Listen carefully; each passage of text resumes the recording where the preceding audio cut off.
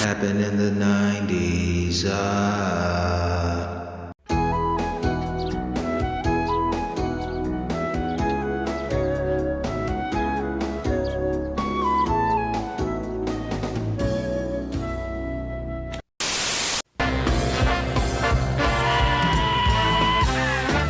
They get no kick being thrown from a plane.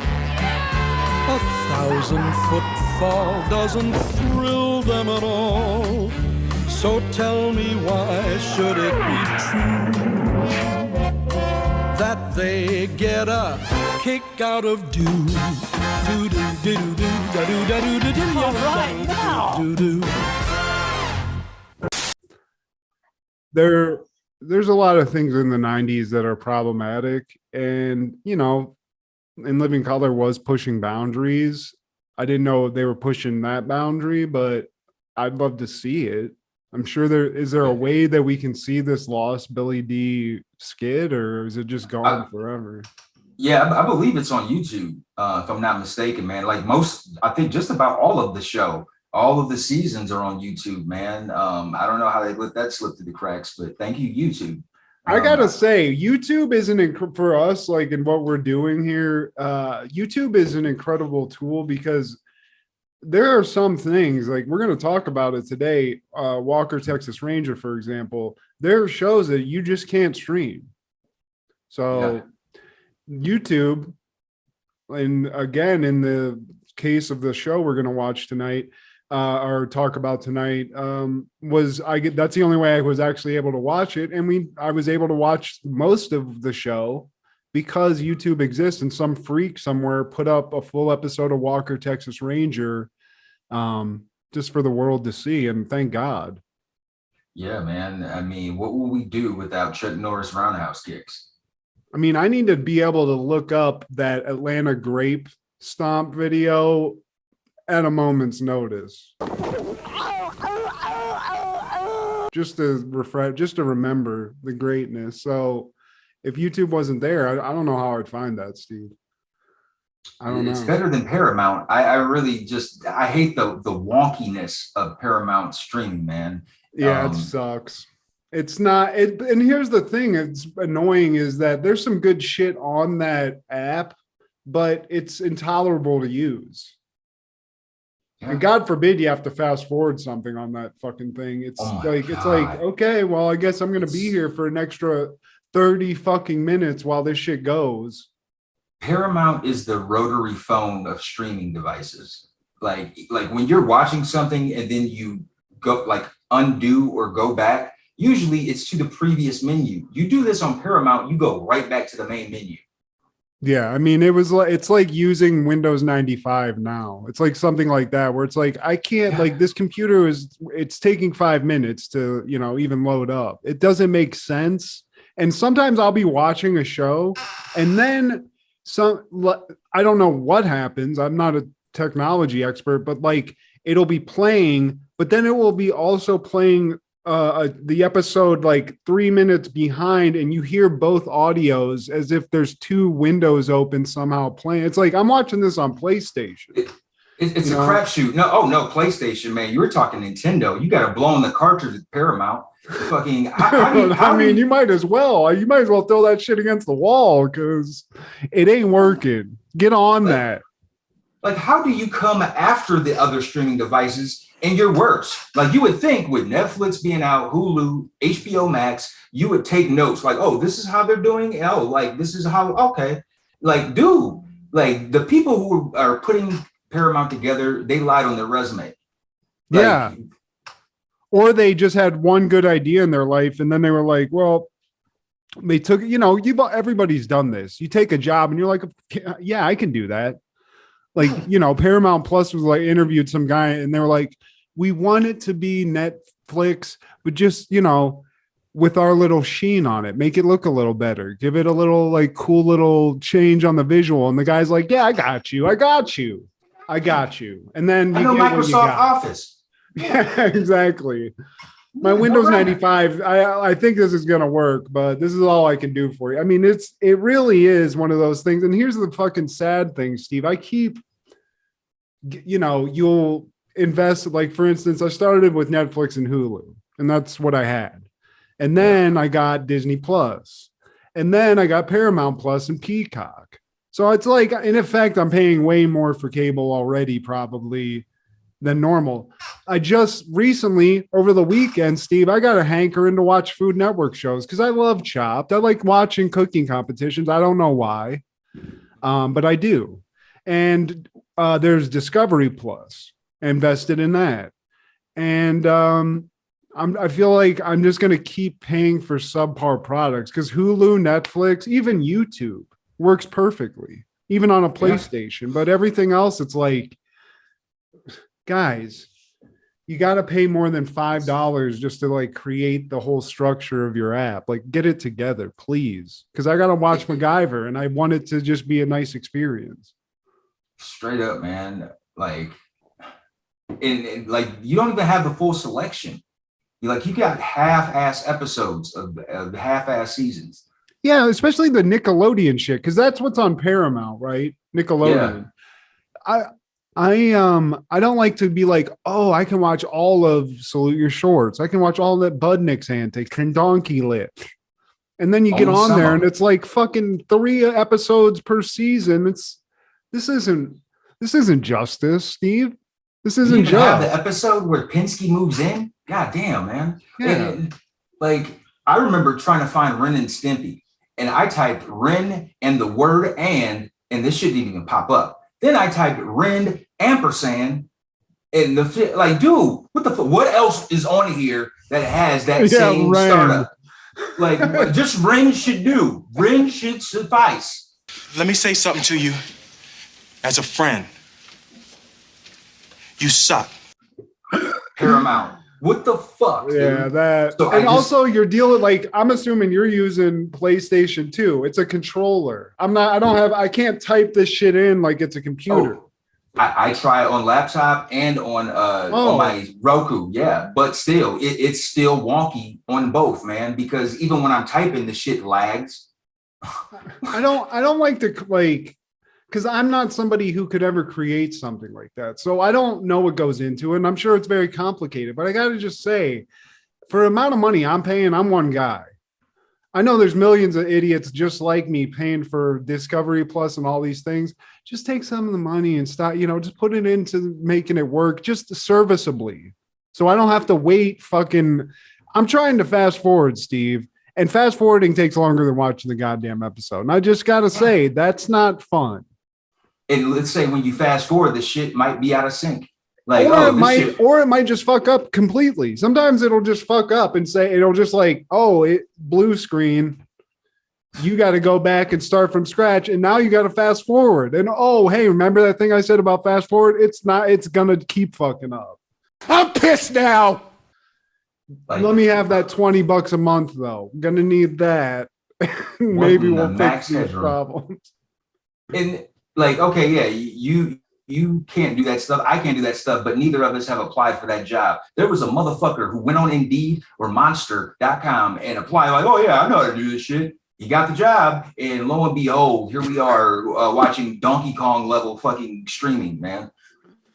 Yeah, dude, I'm taking it up the tailpipe and fucking all these payments. I'm getting jacked like Sally Mae's coming at my money, Steve. And these are this is just fucking, I used to pay, I never thought I'd be paying for just solely Food Network.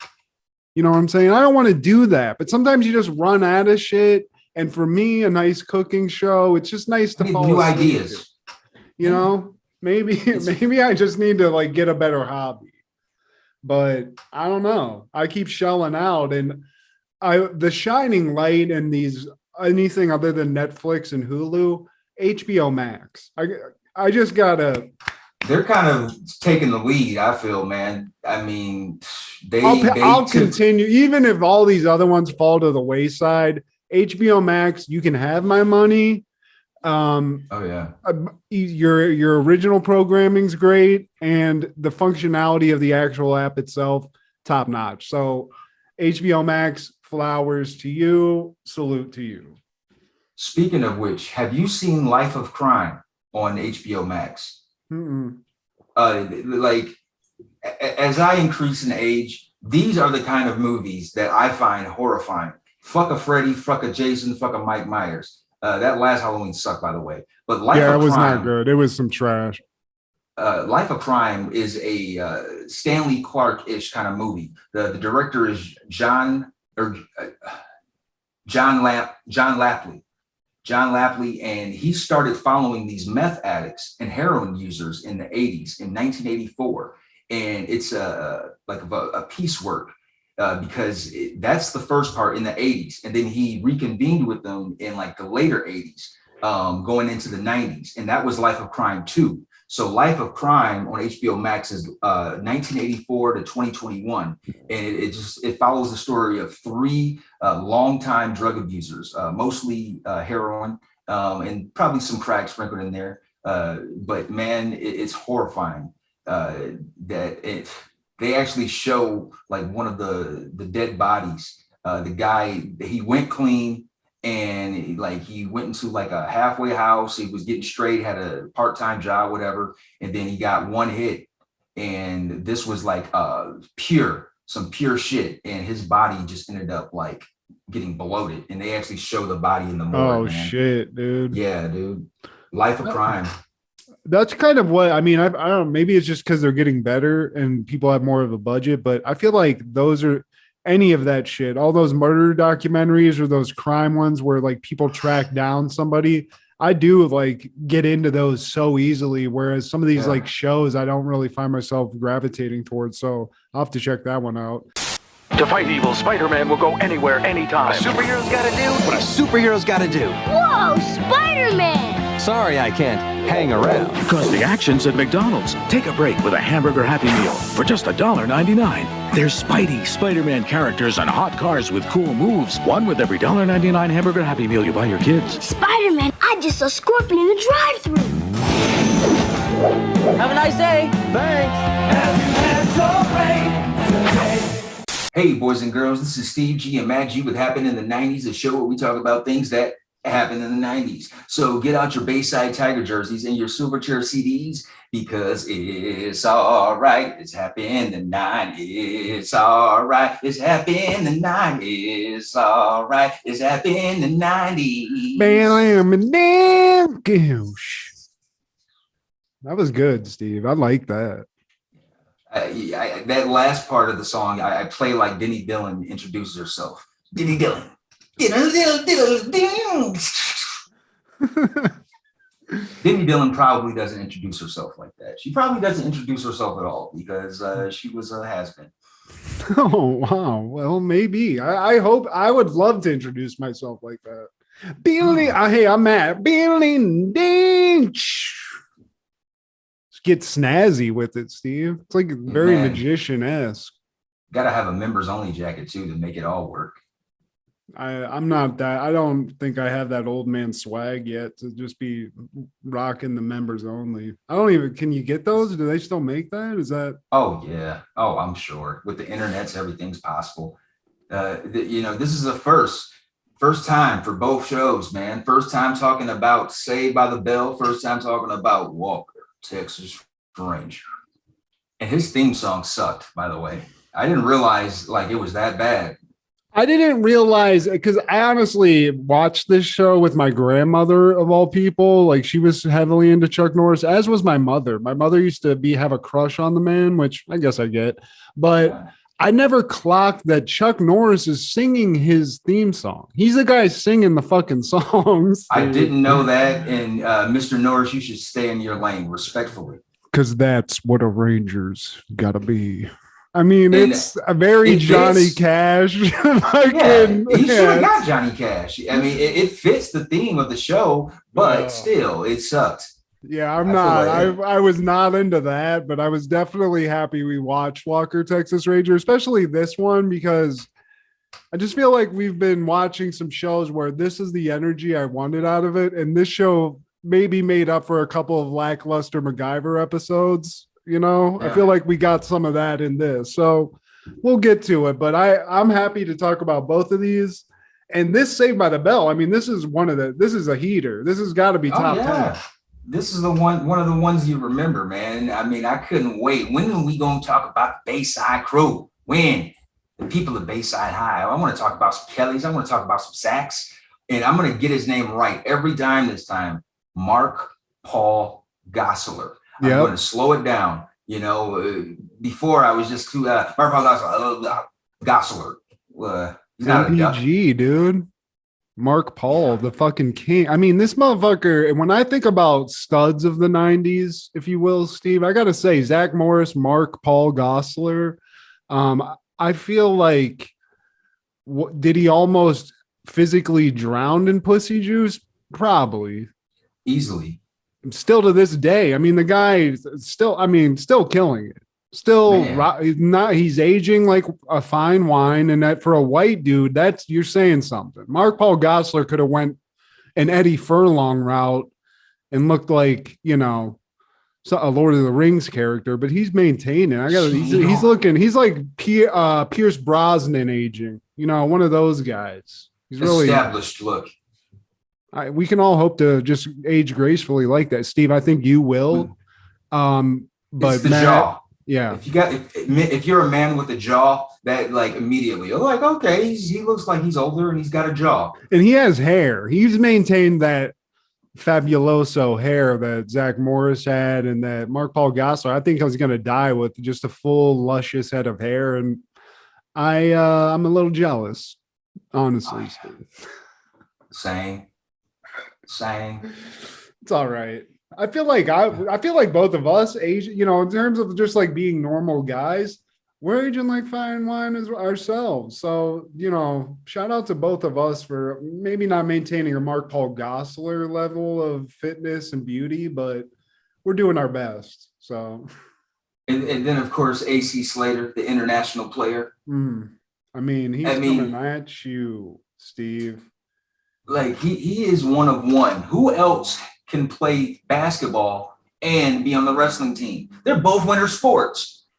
And I mean, they're both exhausting, but to get from straight off of a grueling wrestling practice, I can only imagine they're grueling, to go play some fucking straight up 1A level ball. I mean, this guy's a straight legend. He was going to be, you know, one of those guys, like a Deion Sanders type person in that world. You know, he was going to take it over. Yeah. Like he's a modern Jim Thorpe, man, Bo Jackson of sorts. And then Mario Lopez, the man, same deal. The guy boxes regularly. I'm sure he's probably going to get tuned up on one of these celebrity boxing things that they're doing all over the place now. It's only a matter of time before he's boxing Joe Rogan or doing some sort of mixed martial arts thing with Wesley Snipes or something. Something's going to happen. But you know, just shout out even to Belding. You know, he comes through in this episode in a way where I almost forgot what a stand-up guy Mr. Belding was. He's a Uncle Phil like character in that regard. And I sent this in a text to you and another one of you, Jordan, our mutual friend, that my wife dropped a small nuclear bomb in my head last night whenever I was watching this. And she quietly told me that Mr. Belding, Dennis Haskins, the man, and I'm assuming the character in the show, was actually 38 when Saved by the Bell premiered. And if you look up Dennis Haskins, I'm not taking anything away from the man, but to think, as somebody who watched Saved by the Bell when it was coming out and was like, I want to be Zach when I grow up, to now be past this and to be at the age of the principal in the fucking show, it's a mind fuck.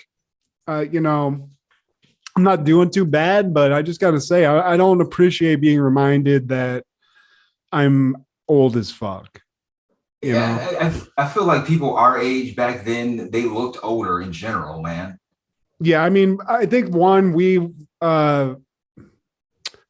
not stuck necessarily. I mean, I'm wearing a Ninja Turtle shirt, but it's not like this is more of a youthful thing. I don't think a lot of adults back in the day were wearing like Magnum PI shirts and shit like that. You know, they were just dressed like they were going to work at a fucking office.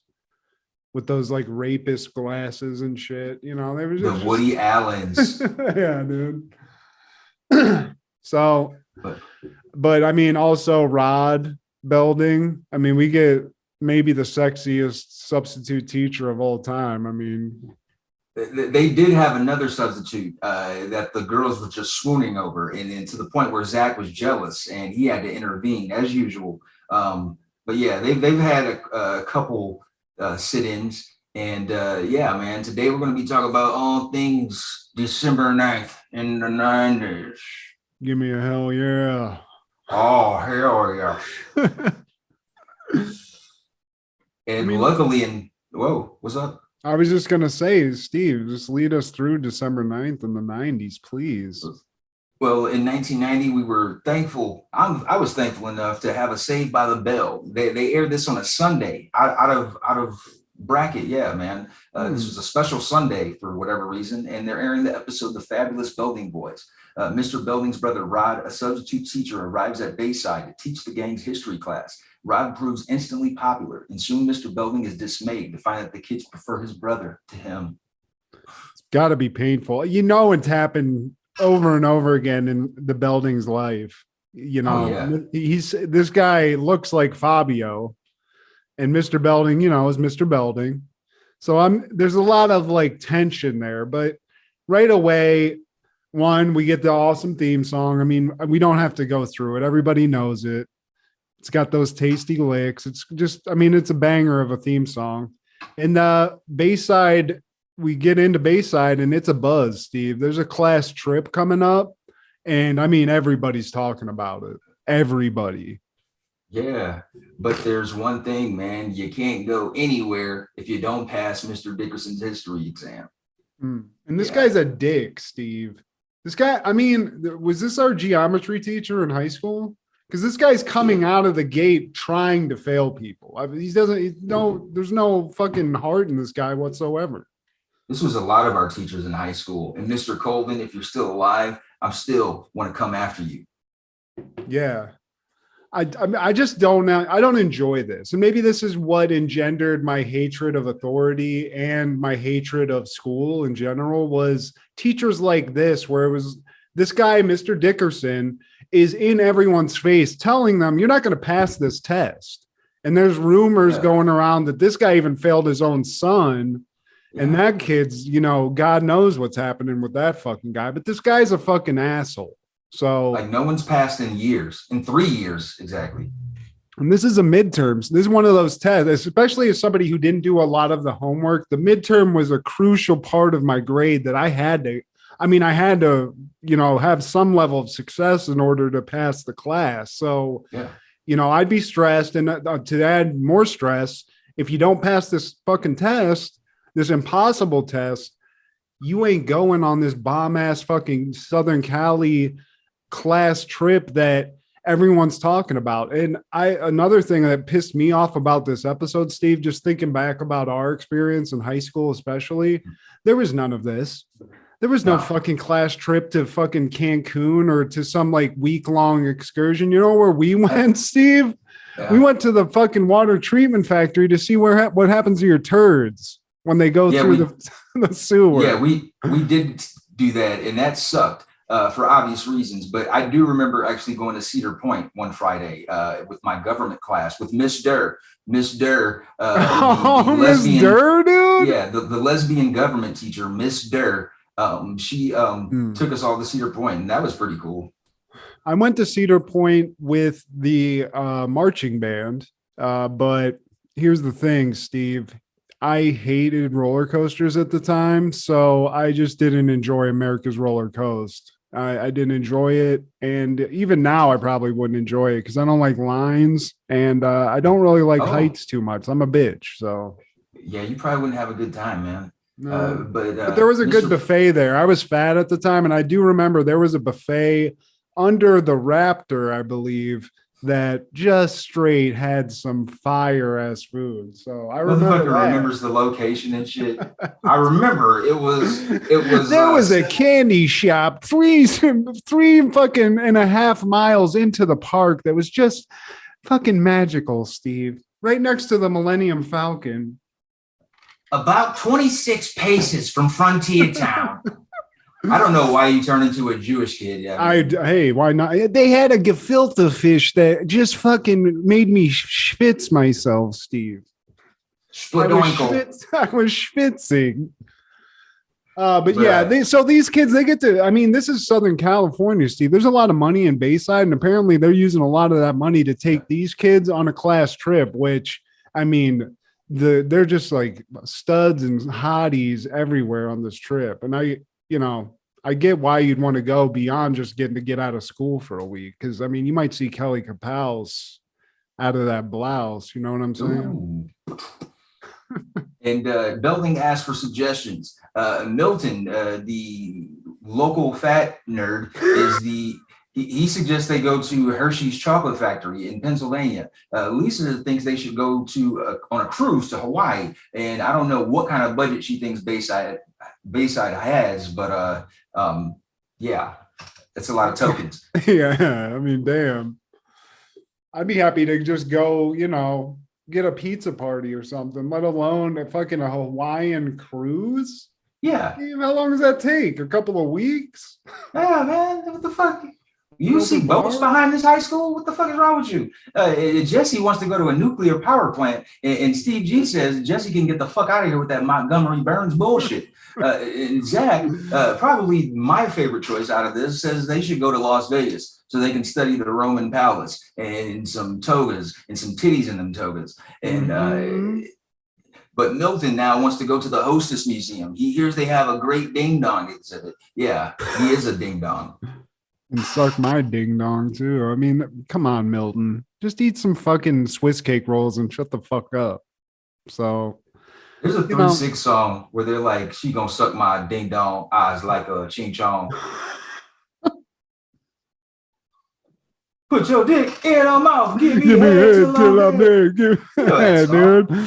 I mean, shout out to 3-6 Mafia. But from what I read on the text thread, they did a versus against Bone Thugs, and it seemed to be amazing. So yeah.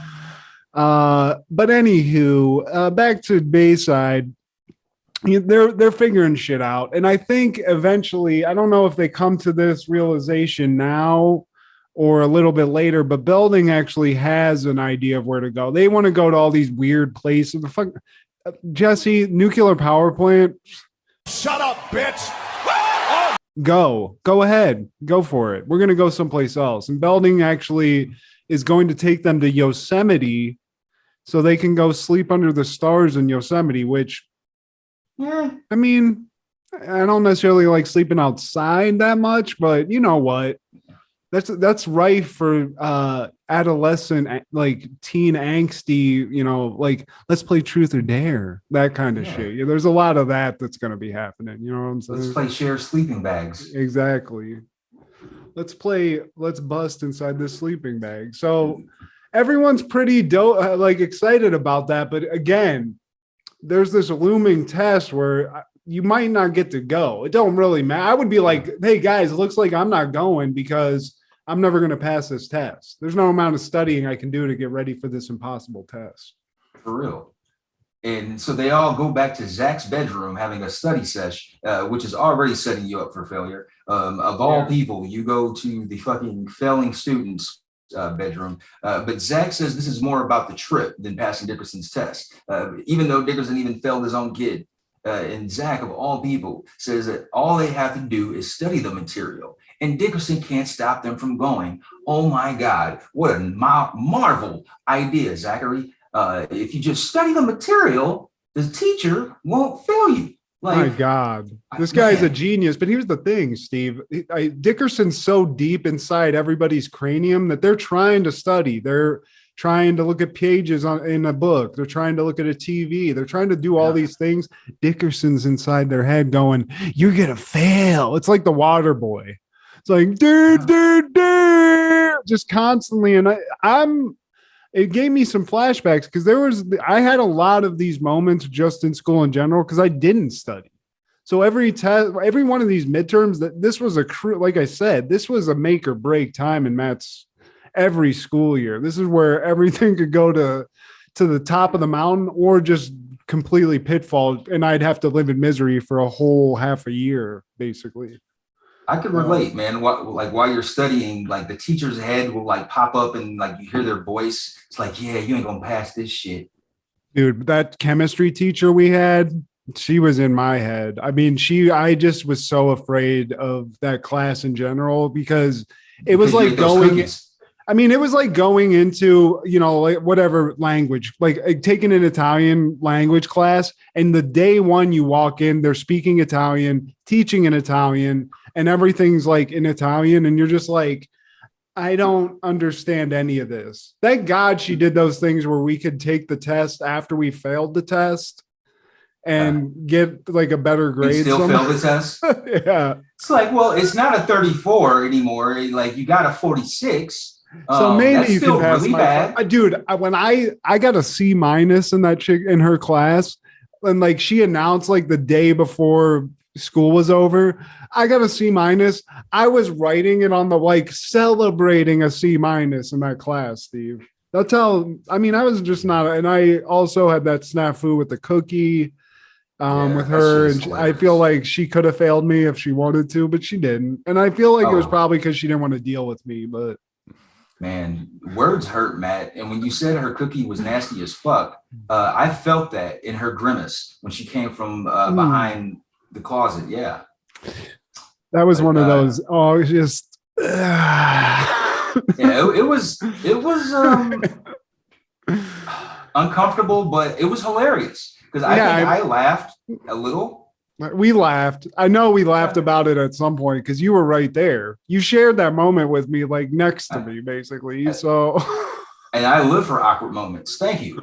Now they're studying, and Mr. Dickerson is popping up everywhere. He's popping up in the books. He's popping up on the Magic Johnson poster to tell Kelly that her good looks won't get her through this shit. He pops up in Jesse's book to tell her and Slater, F, you're both getting an F. Fuck off. And then they say, fuck this. They take a break and decide to watch some Fresh Prince. And Dickerson pops up on the TV screen to bust a rap. You think you're smart, you think you're hip, but your book's away because you can't trust it. I think that's what he said. I don't know. It was a whack bars. I mean, that's pretty good bars for an old white man, though. You got to give it to him. And it was 1990. And then they're in class the next day and the bell rings and Mr. Dickerson hasn't shown up. And if he doesn't show up by the 5-minute mark past the bell, the students agree to leave class. Even to Diddy Titty Jessie, who's so neurotic and she just needs an A. Oh, I need my A. I'm excited. And by the time they reach 6, Mr. Belding shows up to tell them Mr. Dickerson won't be there today. And he came into the teacher's lounge and gave everyone an F. Belding knew he needed a rest when Dickerson tried to send him to detention. I mean, this guy was a menace. He was giving teachers Fs. And also, I remember we all have had this experience of like this vague 5-minute rule that's some kind of official rule. It was always brought up. I mean, more so in college. But yeah, I feel like it was 15 minutes maybe when I was coming up on the streets, but there was always this weird rule where it's like, hey guys, there's some sort of stone tablet that says somewhere that if this teacher doesn't show up in 5 minutes or 15 minutes, guys, we get to just leave. That's just the rules. I don't make these rules. This is like the 10 Commandments type shit. So, and the time increased because of overpopulation. Yeah, I think that's what it was. And it's very much like porn in the woods for us. I feel like everybody had that. You could be in the Ukraine and they're like the 15-minute rule, some shit like that, where it's just like, oh wow, it just crosses all borders type shit. So I thought that was hilarious. And I do remember that because I'm sure we were in classes together where that was almost instituted. And, just like in this episode, right before you're all about to walk out, somebody walks in and they're like, guys, come on. 15-minute rule. You aren't those people. So, and along with Mr. Belding, in walks another man who also goes by Mr. Belding, and we soon find out that he's Mr. Belding's little brother, Rod Belding. No emphasis on extra syllables, just one, like Rod, like Matt, like Steve. Yeah, cool. It's powerful though. Rod is just power. I mean, it's sexual. It's powerful. I mean, this guy's got a flowing mane of blonde. I want to fuck this guy. Apparently, Steve. Rod's coming in just big dick energy all day. When Fabio wasn't available, you had Rod. And Rod's right there, and you're gonna fuck Rod, and you're gonna see God, Steve. That's what happens for a guy named Rod. He probably said that quite a bit in his life. When you have a suggestive first name, yes, all things can be possible. Exactly. And Rod's coming in, and he's, like I said, this is Southern California. Substitute teaching, it's not that hard to get into. So, but this guy lucked into it. His big bro gave him a job, which you'll later find out probably regrets. But he comes in and he's like, oh, hey, and he's just Mr. Cool. This is like Matthew McConaughey walking in and subbing your class. You know, all right. I hear you got a hard test today. Let me take a look at this. You know what? Fuck this test. He even does it, Steve. He does what we all dreamed of. Oh, you got to take this hard test that's going to define the rest of your life. Bullshit. Fuck this shit, y'all. Fuck this shit. Who's got the weed? Who's got the weed, y'all? So right away, I'd be infatuated with Mr. Rod or whatever you call him. I'm not calling him Mr. Belding, but yeah. I mean, instantly he's Zach's favorite. Jesse still wants to know, like, what about the midterm? I have to get an A. So Rod says, like, say less. You got an A. And Zach will have an A as well. Everybody wants an hell A. Yeah. Hey, and then some asshole's like, hey, you can't just give out A's. And he's like, I'm not giving you an A. I'm giving you the grade you deserve. Tell me what you deserve to get.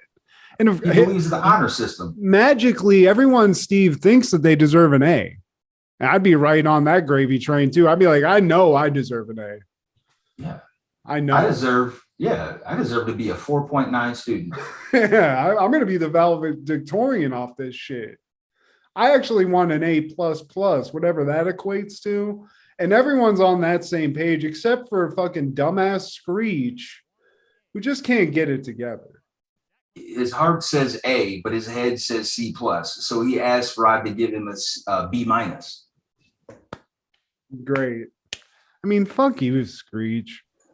We all know. Dustin Diamond, I'm not going to besmirch a dead man, but I just don't like this. And I hated those people that were like at the end of a class before everyone walked away, like, hey, did we have some homework? One of those kids. It's like, shut up.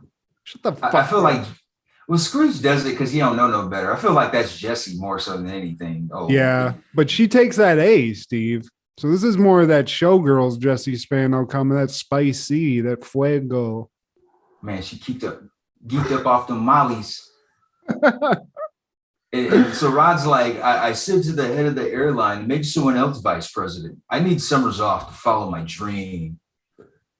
He prefers the lax schedule of being a substitute teacher. I just like to come in every couple of days and, maybe work, maybe not. It is what it is. Usually I'm just waking up right now, covered in pussy juice. I don't get a man who's just sitting here trying to get the respect of these kids like this. Because my note was, if Rod stayed in this job for even a week, there would be some kind of allegations, Steve. There would be some sort of inappropriate relations. I mean, this guy is all about letting these kids live that lifestyle, whether it's making out, whether it's him talking about his insane lifestyle. It's all great. It's all just friendship, dude. This ain't a teacher-student thing. This is a we're all buddies thing. And I don't know. I'm getting it's a little too close.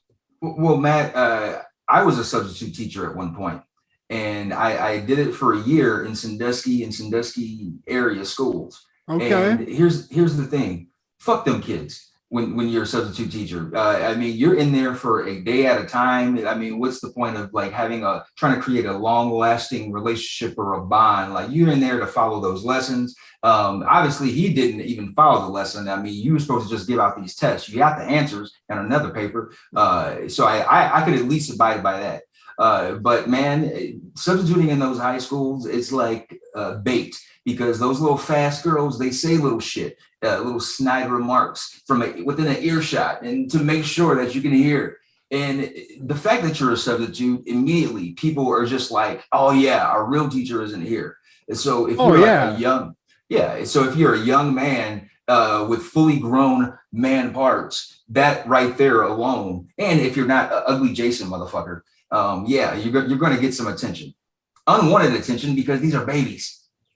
Yeah, I don't like that, but I also just remember how much of a cunt I was to substitute teachers as even a fat kid. Like they could have snapped on me and I would have shut right up, but I did it. It was like you said, it's like, oh, the real authority, this guy is going to be gone, or this girl's going to be gone tomorrow. So looks like you're going to get some fucking shit today, because I don't feel like learning chemistry or whatever the fuck.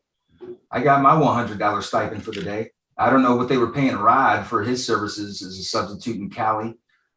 He was getting paid in Molly and fucking pussy, apparently, because he's out here just trying to pick up a chick. Really, that's what it seems. It seems like this is the same conversation you'd have with some chick at a bar. Like, I just told the airline, hey, I can't help it if I'm fucking and working at the same time. It just is what it is. You know, he's very much one of these guys in the lifestyle. I think we talked about the lifestyle previously, Steve, and I feel like this guy's in that lifestyle. He's going to Euro sex parties.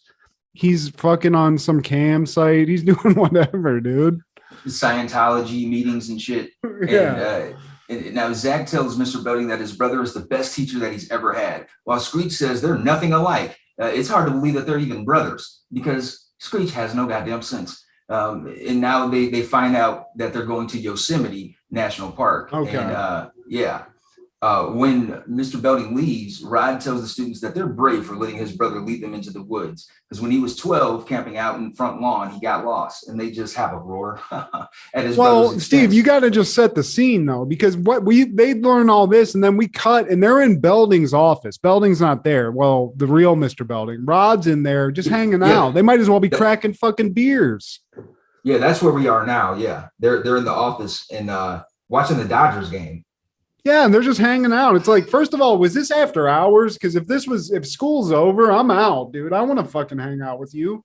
I gotta go play Goldeneye and shit. What are you talking about? Real. Fuck the Dodgers. Fuck this bullshit. Fuck your bro shit. I know Zach and fucking Screech have cable. Why are y'all staying in Bayside to watch? Yeah, I'd be like, hey, I guess if you want to come hang, like, do you got a place to stay?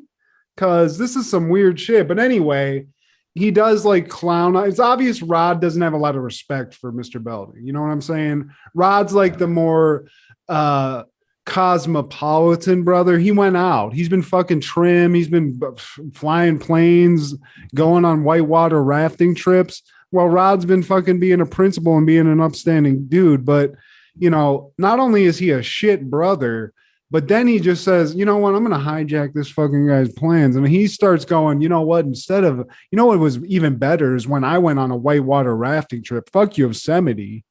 I went on this whitewater rafting trip, and it was, not only did I have the time of my life, but I learned all these lessons, blah, blah, blah.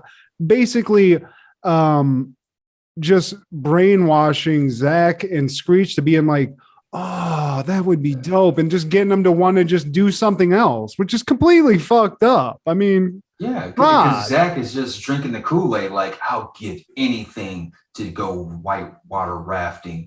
And I'm like, anything? You like anything, Mark Paul Gosselaar? You will give anything? God damn. Like, man, I'm already gone. I don't want even whitewater rafting. I mean, damn, that sounds fucking more than just going out camping. I'm good, dude. And also, I don't like Rod, dude. Like, this guy's dangerous. This is a guy who could start a cult, Steve. This is a guy who you're talking to, and then like 2 months later, he's fucking your wife, and you're like planting potatoes out in the middle of nowhere, just getting ready for the government to come take your guns. You know, this guy's dangerous. This is a David Koresh, but he's more fuckable too. So that's even more dangerous. I don't like this. Are y'all going to whitewater rafting or to Jonesboro, Rod?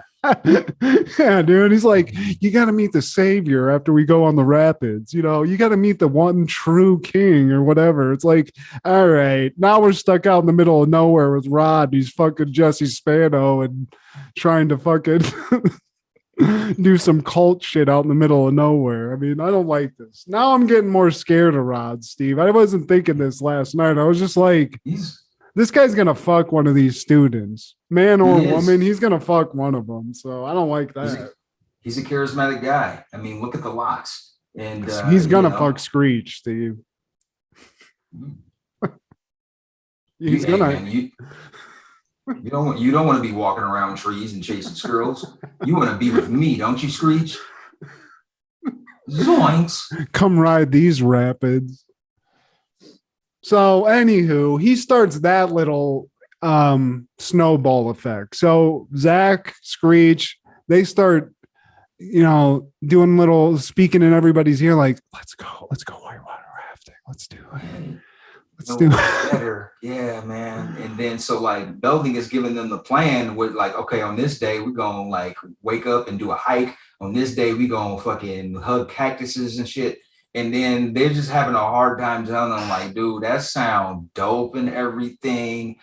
But man, there's this other thing that we could really do. Actually, we kind of really want to do that. Yeah. And it's whitewater rafting. And actually, you're not going. Your brother is, who we just have met yesterday. But this motherfucker, look at him. Look at him. He told the airline he was not going to work for him because he needed his weekends off. You gave me detention, Mr. Belding. I want to go get some pussy with Rod, okay? Please. Yeah. And Mr. Belding is, he's not like openly hurt. He's like, oh, okay. We'll just change these plans last minute. That's fine. So he does that, which is mind blowing in and of itself. But then which I'm sure this happened many times in his life, just like ate that pain and just was like, Rod's better than me. And he throws out all the brochures for Yosemite. He just throws them out, Steve. Yeah, just throws them in the trash, man. And you get the feels for Rich, older Belding. He's a good guy. I mean, this is very much like the stepdad that wants to be like in some kid's life. And he's like, yeah, we're going to go on a plan. And then that kid blows him off. And he's like eating fucking soggy ice cream just in the living room. That's Mr. Belding. I mean, that's probably what he did. He went home and just cried into some Haagen-Dazs. Yeah, Lil Bill style. Like, oh my God, they keep fucking my wife. Oh. No, they go to the class. Yeah, come back to the class and they're doing a whitewater raft simulation in the classroom. And the AC says he's an expert at mouth to mouth. And Jesse says, hey, you all right. And AC's like, oh, that's not what you said Saturday night to a loud, oh. Yeah. I mean, damn, though, that is pretty wild just to be saying in front of the whole class. Like, that's not what you were saying when I was 6 inches deep in you last night, bitch. AC Slater, international player. But I mean, here's what whitewater rafting practices, Steve. Making these juggy chicks just bounce up and down on a raft. Basically. I mean, this is basically the intermission of the Man Show, just in a classroom. And I'm here for it. Because Rod has Jesse and Kelly lie on the floor so that AC and Zach can practice CPR, but not before Mr. Belding comes in all cock blockish. Mr. Belding says that doesn't look like CPR. It's looking like foreplay, and y'all need to get to class. And Zach tells Belding to not be mad at Rod. He's a great teacher. And Belding says he should care more about teaching and less about being popular. And Zach tells him that maybe he's jealous of all the juices baby bro has at Bayside now. Say that 5 times fast. I mean, baby bro has that Bayside. Yeah. I mean, just again, Belding just taking just straight shots to the gut, dude. Just Rod's fuck. I'm sure there were times in his life where he had to hear like Rod fucking in some other room, and he was just like, I hate that was me. Yeah, exactly. A lot of that. And now Zach's like, you're just jealous, dude. Look at this guy. He's got the hair you want. He's got the dick you want. This guy's fucking chicks and getting fucking good ass jobs all day long. So fuck you, Mr. Belding, which it's gotta hurt. I mean, he's put all the time in. Pocket pussies. I don't like that, Steve. I don't think Rod's got a pocket pussy, Steve. No, I think his there's no pocket need. pussy is a girl named Charlene that he just gives a call to, and she's like, "Oh, Rod." He ain't got no pocket pussy. He's got a pocket full of pussies. And I get the fact that AC is the yoke one of the bunch, but he must show the guns at all costs. And I do believe this getup that he was wearing with the cutoff top is the same thing Marcy Darcy wore in some episode of Married with Children. I feel like that has happened. It's Looks the like exact some same shit that setup. the men on film would be watching. 3 words. Fabulous. Like, it's very gay zookeeper. It doesn't make sense. Yeah. Who picked that? AC was Tell me probably, what. I mean, he don't give a fuck. At this point, AC's just had it all. It's like a Billy Idol situation, or well, not Billy Idol. What's the guy? Whatever. It's like fucking Mick Jagger. He's had it all, Steve. So maybe he's just gonna go try some fucking different flavored ice cream and just say fuck it, because I got to do something. Yeah, But by he the time does- he's- yeah. He does look like he's going to like a bar called the Pit Stop, or some vague like, like the Manhole. Construction. Now, Milton tells everyone that the buses have arrived. However, no one's seen Rod yet. So Zach goes to look for him and figures maybe he's in Belding's office. As he approaches the office, he overhears Belding's conversation with Rod, and they're supposed to be leaving, and the kids are depending on him. Richard says, the older one. And he's like, come on, Richie, they'll get over it. Apparently, Rod is giving the kids the shaft so that he can dig down some stewardess. And not just any stewardess. This is Inga, and she's a 10. I mean, that Swedish stewardess has to get some dick that day. So, I mean, these kids, fuck them, Yeah. fuck it.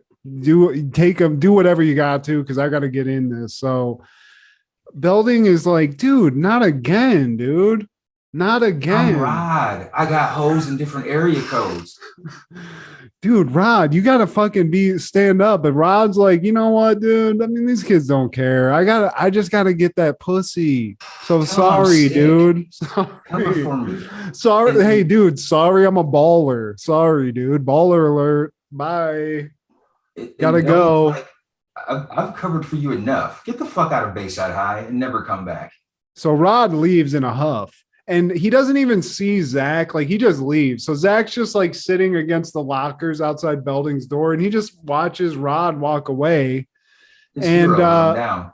I feel like he just goes back to the group after that, right? He doesn't talk to Belding at that moment. He just is like, Because- man, fuck this. He doesn't talk to anybody because Kelly asks him, like, dude, what's wrong? And he's like, oh, yeah, fuck off.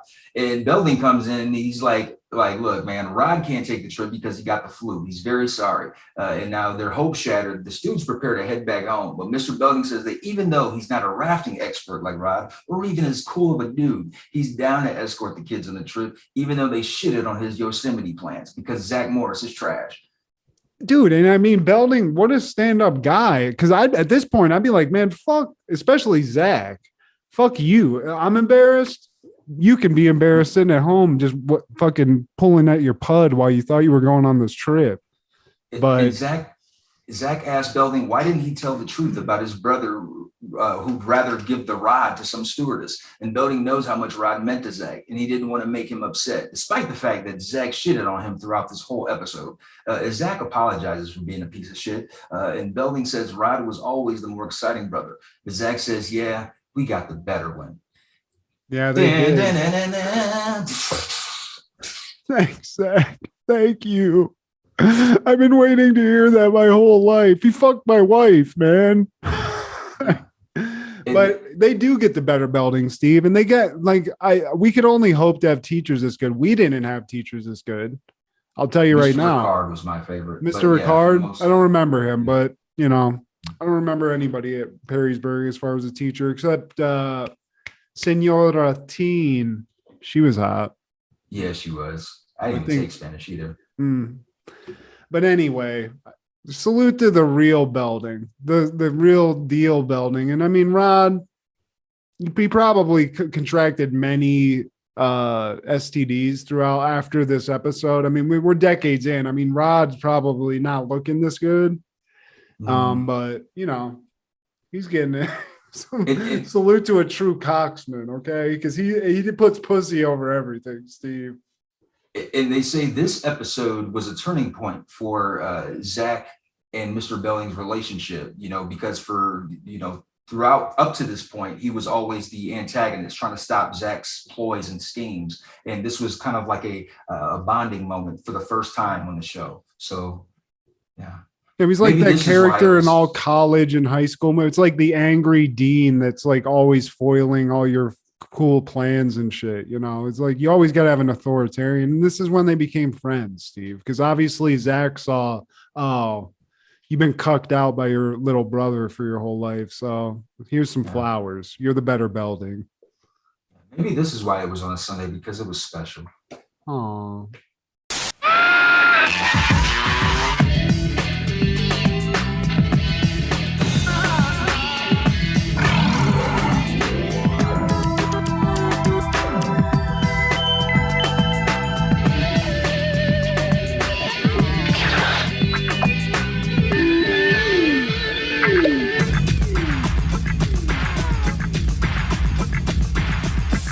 The Game Boy Play It Loud series. What color is yours? Now, you know who probably didn't watch this episode, the Belding brothers, on this Sunday on December 9, 1990, Matt? Rod Belding, because he just doesn't give a fuck, Steve. Or probably New York Giant Otis Anderson, who became the 8th person to rush for 10,000 yards.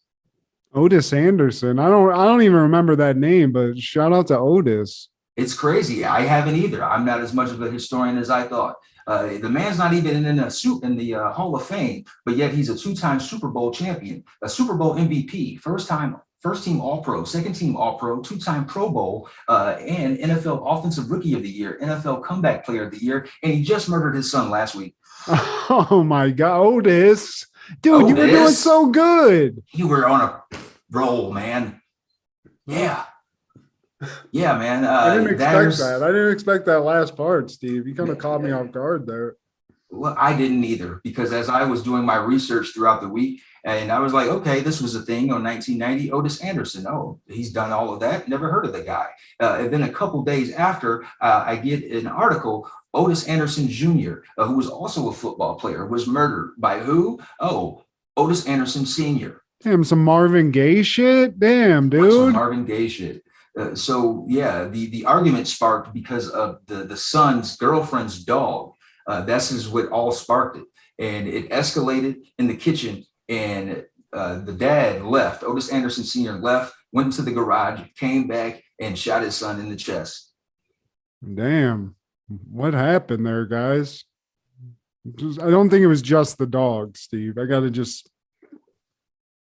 But, that guy looks like he's a little angry. He looks like he's a little bit perturbed in that photo, and he's probably very perturbed on that day. So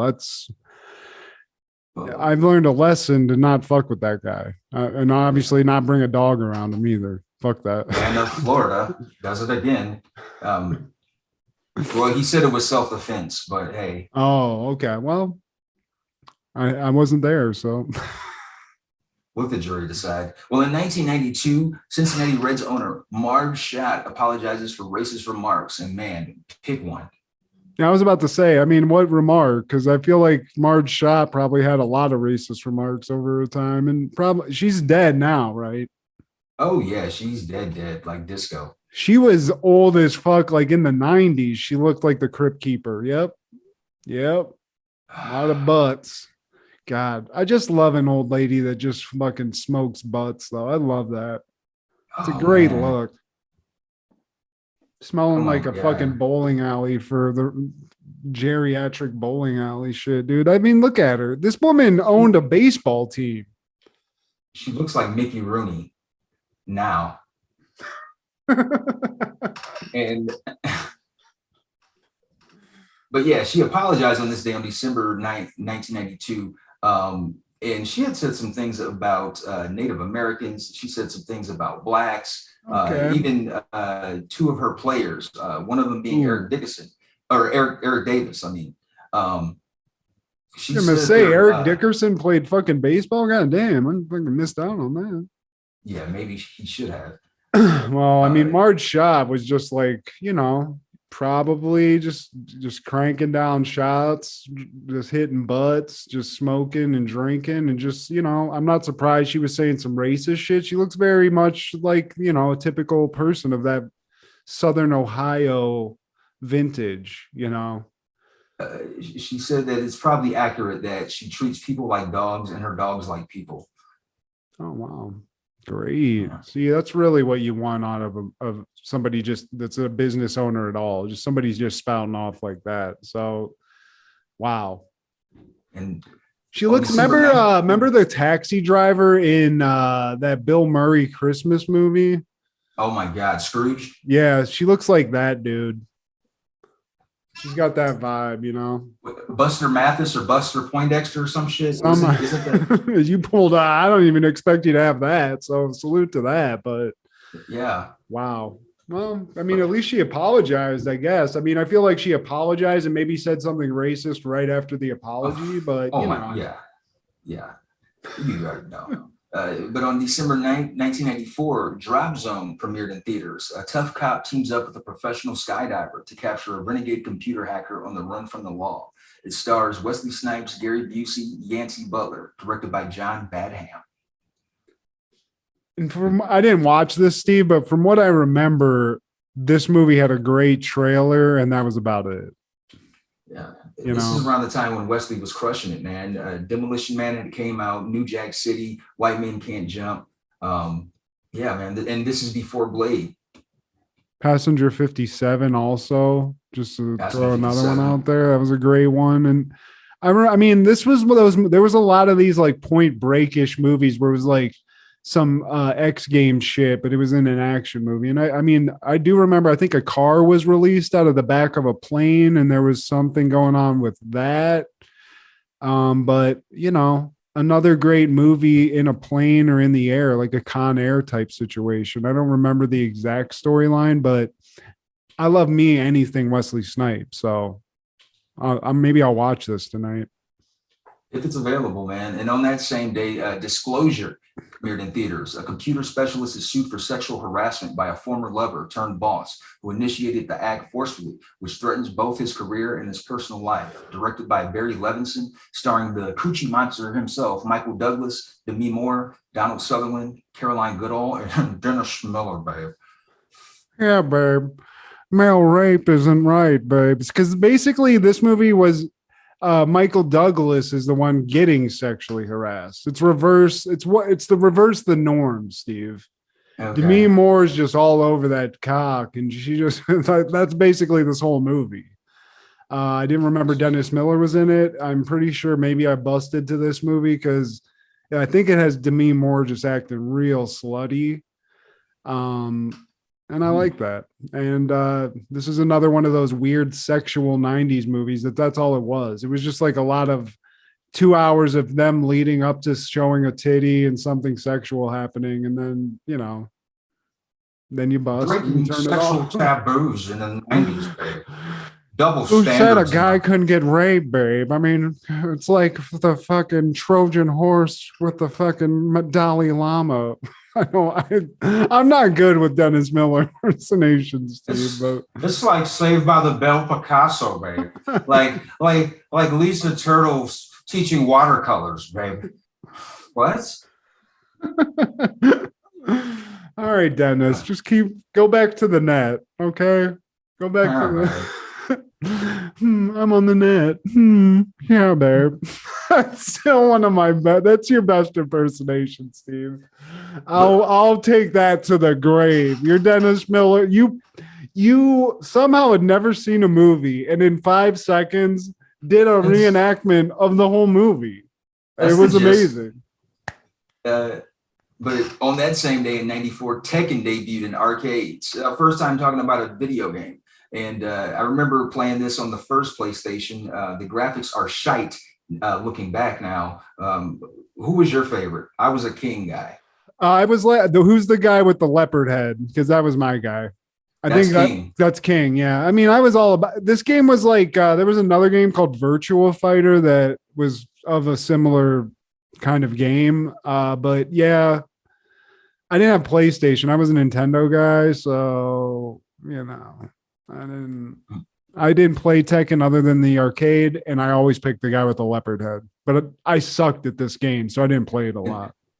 In martial law, I remember picking him from time to time. Martial law, I believe, was like the Bruce Lee kind of like character. Yeah, I mean, I remember Yoshimitsu because you showed him that robot guy with the sword. That guy was dope looking. But you know, shout out to Tekken because I think it's still a game. I think it's still something. I think they're continuing to make these fucking things. So obviously with the better graphics.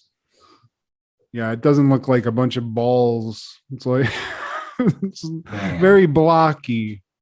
But I remember when PlayStation came out, there was a game that looked like this called Battle Arena Toshinden. I don't know if you remember that game. 3D fighter game. But how delusional looking back we were to be like, this looks like real life. This looks amazing. Yeah. Like back in the day, we were like, oh my God, look at that. It's 3D. Like when Mario was 3D, real. I mean, I almost busted a fucking nut, dude. Yeah. You can see around him. Oh my God. Yeah, what? Oh my God. The sparks. But you know who probably wasn't watching Disclosure or Drop Zone or playing Tekken in the arcades on 1994, December 9th, Matthew? Probably U.S. Surgeon General Jocelyn Elders, who resigned after comments about masturbation. Yeah. How good it is? Man, maybe. Because she's best known for her frank discussion of her views on drug legalization, masturbation, and distributing contraceptions in schools. So I don't know, maybe she was in the arcades. You know, she's not going in schools anymore. Hey kids, after you play Tekken, here's some rubbers. Go bust. Just start beating it. I mean, I think I remember this. I think it was something like pro masturbation where it was just like people were like, you can't be doing this. These kids are busting all over the place as it is. Jocelyn, thank you. I was fully supportive of this as a youngster. Please, by all means, give me a reason not to think I'm going to go blind every time I pull up my fucking yank. To prevent teenage pregnancy. I think that was the main motive, man. You know, and she was concerned with young diabetic women also being pregnant. She says that young teen women who have diabetes get pregnant and they have a high chance of their bodies rejecting the fetus or the fetus developing abnormalities in the utero. Yeah. Well, but her anybody who's in support of busting a nut, I'm fully, you know, give this woman just a hand. Literally. Yeah, literally. And in 1995, on December 9th, Walker, Texas Ranger is airing the episode The Covenant. A local gang is destroying businesses and starting turf wars. They threaten a boy in Walker's karate class and force him to join the gang. The Rangers must save the boy and stop the turf wars. And I didn't expect to like this, Steve.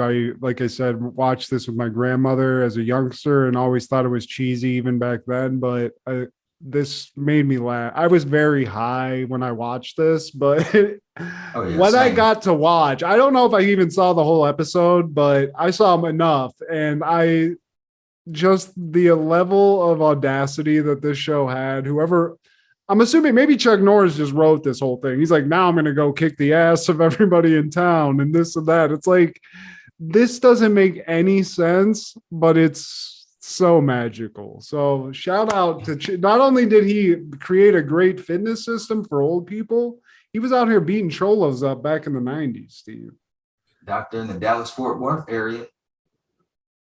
And I didn't know Fort Worth was. You lived in Texas, Steve. Were you just surrounded by cholo gangs at all times? Was that what the vibe? Well, I was in Houston, and I didn't want to be around black gangsters, cholos, the Yakuza, any of that shit, because I'm just a square guy. You know, I smoke my weed from time to time, but I have a job that I need to get to. I need to live to make it to that job.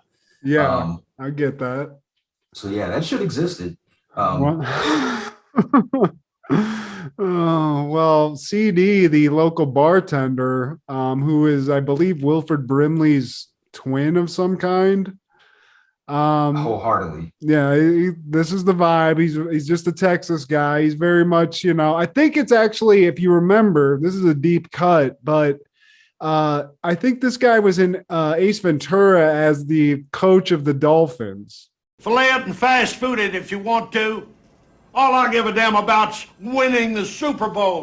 I think it was the same guy. But anyway, CDs, it's Christmas time, Steve. It's time to set up those decorations. And CD's the local barman. He owns a bar. Everyone loves him. And these young ragamuffin cholos come in, and they're doing the whole mafia thing. They're like, be a little shame if this bar just burnt down. And then they just start like lighting matches and breaking shit. Breaking tables. And CD's not having it. CD's like, I've seen my fair share of cholos in my day. And he just pulls out the gun. I'm not black, I'm OJ. I mean, this dude comes packing some heat, which is another very Texas thing. So I think this is very accurate. So the cholos leave. I mean, CD literally couldn't give two fucks. He has to pull a gun on some young tough guys, gets these gangsters to leave, and then he's like, I gotta keep decorating this fucking bar. And then instantly he's back into being in a festive mood. He pulled out this fucking barrel in front of these cholos who just basically tried to shake him down, asking for $100 a week. And it's like, oh, now that they're going, oh, it's a new day. Like all that shit, man. It's like, wait, what? Back to this. So now those cholos, they just got beat by an old man. I mean, and as a gang, you just can't. These cholos are like, yo, man, I don't know if I can do this, Steve. Am I allowed to just do this impersonation? Or oh yeah, I should have gave a disclaimer because we both might get canceled for this, man. But the lady, there's a lady that was with CD Parker, and she calls someone. Right after he pulls out that goddamn it. And like you said, the cholos were like, man, we can't let that man punk us, man. And then they see him trotting out the back exit. Couldn't give a fuck, Steve. He's dude. You know what? This is why in my mind, I was like, this would have fucked up my whole day. If I had to pull a gun on somebody, I'd be like in a room like, oh, God, I can't believe I just did that. I got to go home. But this guy I don't even know if he remembers. Call the cops maybe right after you had to pull a fucking gun in your place of business. I mean, that. But these cholos aren't fucking around, Steve. Hector from Friday, he fuck the angel dust. He's out here and he's trying to collect bodies. He's trying to collect turf. And instead of letting just, let this roll off your back, take the loss, him and his cholo buddies just sit out back. And as soon as they see CD come out of the back, they run this motherfucker over. And what I can only say is one of the most brutal car assaults I've ever seen on TV. Because you see Wilford Brimley get just fucking straight up launched in the air. Which makes this probably the funniest part of this episode. They not only pulled up on him, they had to run him over in that 84 Brown. Yo, man, we got to get this motherfucking old man. So they run his ass over. And these guys, they're not fucking around. I mean, CD thought he had that 1-1, but he lost. No, so he caught him slipping. He's got, there's old man parts everywhere. His cowboy boots fucking half a block down the road. And then Walker comes in his fucking shit kicker truck. It's like the Batmobile in Fort Worth. When Walker's coming down the street because he's in that fucking Dodge Ram. He's got that Ram 150. Oh, is that what it is? I don't know what it is. I don't know. Since it's Texas, I thought it was an F-150. Oh, okay. Well, maybe. I don't know. Truck of Texas. But he gets out and CD's his boy, I think. CD's his bro. Yeah. And he sees his fallen brother and him and he has a partner named Trevitt, who's a black cowboy. They assist CD. And you think this old man's dead.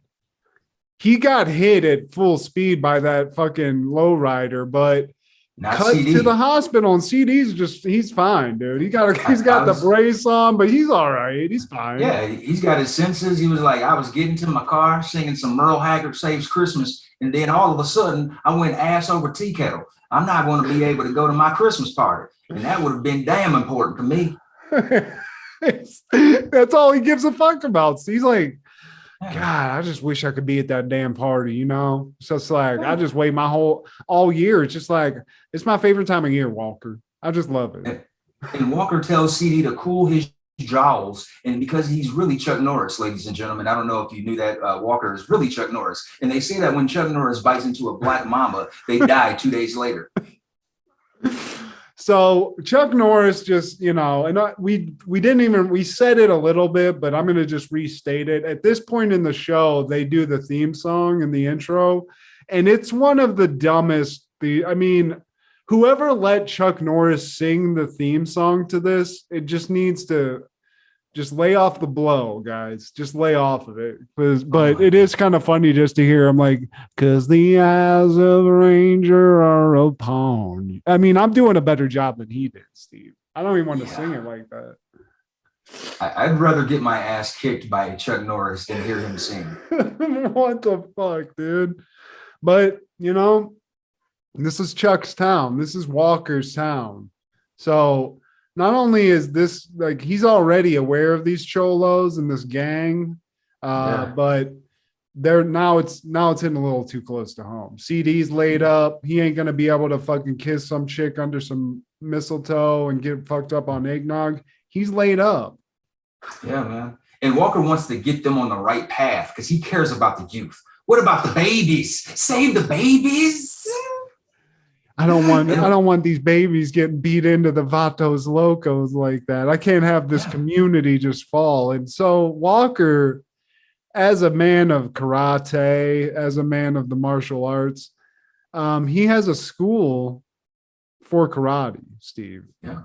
And it's a very, it's buttoned up. It's very, obviously he's Chuck Norris. This man is Chuck Norris. He don't half-ass. Yeah. Yeah. So, actually, I think I went ahead a little bit. Go ahead. No, we're right there. We're right there. Are we right there? They're giving martial arts lessons, and Walker notices that Ricardo, or as I like to call him, Uno Brow, doesn't have his triple belt. Thank you, Steve. Ricardo says his baby sister was killed in a drive-by shooting, and he put the belt in her coffin and take with her to heaven. Walker gives Ricardo a new belt. He should have gave him dos. That's some real shit. Dude, Steve, and he came out, this kid, he's like, where's your belt at, dude? You know the rules. You're a purple belt. You should know better. Instead, I was like, what is this kid's excuse that the gang took it? He's like, Mr. Chuck Norris, my sister died and I gave her I'd be like, God damn, dude, what the fuck? Yeah, I wasn't expecting that. Here's another one. I have several. Hey, assistant, get this kid another. Should have gave him dose. I mean, don't even just give him the purple belt that he's at. Just upgrade him one level. Upgrade. Whatever's above purple. Be like, you know what? You get to go up because that was a huge L. And I'm about to cry myself. So God damn it. Give this kid a blue belt or whatever the fuck's after purple. And I noticed there's a sign in his dojo that says "Kick drugs out of America." And a lot of people don't realize this, but back in the 90s, there was a day when Chuck Norris single-handedly roundhoused all of the drugs out of America. That happened. That was a thing. And just the day before Pablo Escobar died, he restored everyone's drugs, all the marijuanas, all the weeds. It was a crazy time in the 90s, man. And that's why they killed Pablo Escobar. It's like, dude, we just got rid of all the drugs in America, and then like you got them back into people's homes. Like Chuck Norris just roundhouse kicked all the meth, all of the crack, all the cocaine, all the weed. Like, oh, we got to kill you now. But yeah, they don't want to tell you that in the history books. They don't want to have that conversation.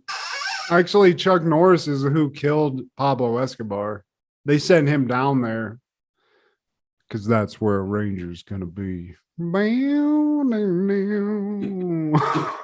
Chuck Norris trains unicorns how to fight Mike Tyson. I mean, I agree. Chuck Norris fucks you. Like, I thought I was fucking Chuck Norris one night. Turns out he was fucking me.